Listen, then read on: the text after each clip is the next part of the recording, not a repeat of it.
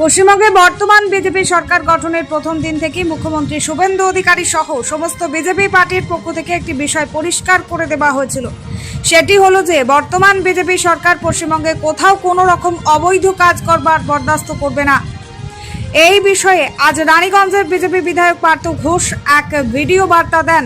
এর মাধ্যমে তিনি রানীগঞ্জের সমস্ত মানুষকে লোহা বালি কয়লা সহ সব রকম অবৈধ কাজ কারবার থেকে দূরে রাখার কথা বলেন।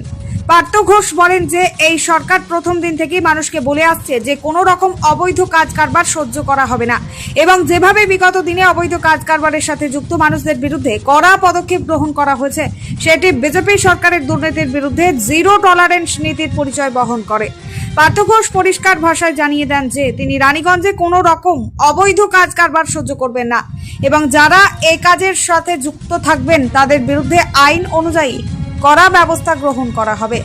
তিনি বলেন যে নিয়ম মেনে যে সমস্ত ব্যবসা বাণিজ্য আছে সেগুলো করতে কোনো রকম বাধা আসবে না, কিন্তু কোথাও কোনো রকম অবৈধ কাজ কারবার হলে সেটিও বরদাস্ত করা হবে না।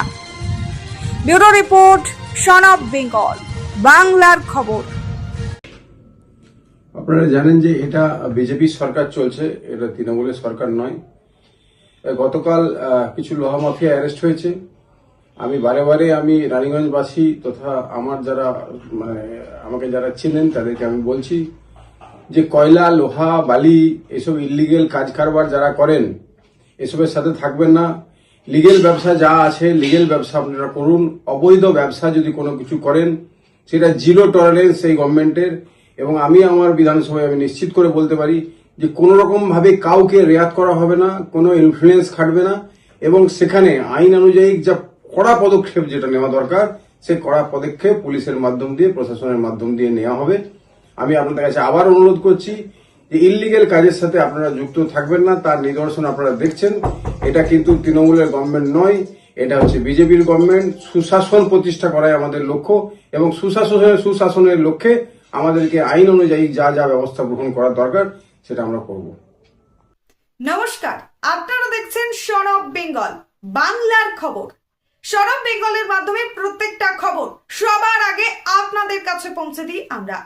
সন অফ বেঙ্গলের প্রত্যেকটা খবর ফেসবুক, ইনস্টাগ্রাম এবং ইউটিউবের মাধ্যমে শেয়ার করা হয়।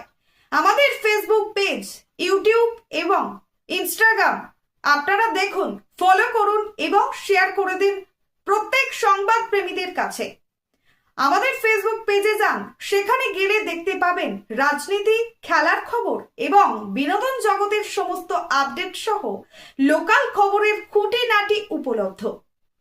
তাই সঙ্গে থাকুন, দেখতে থাকুন সন অফ বেঙ্গল, বাংলার খবর।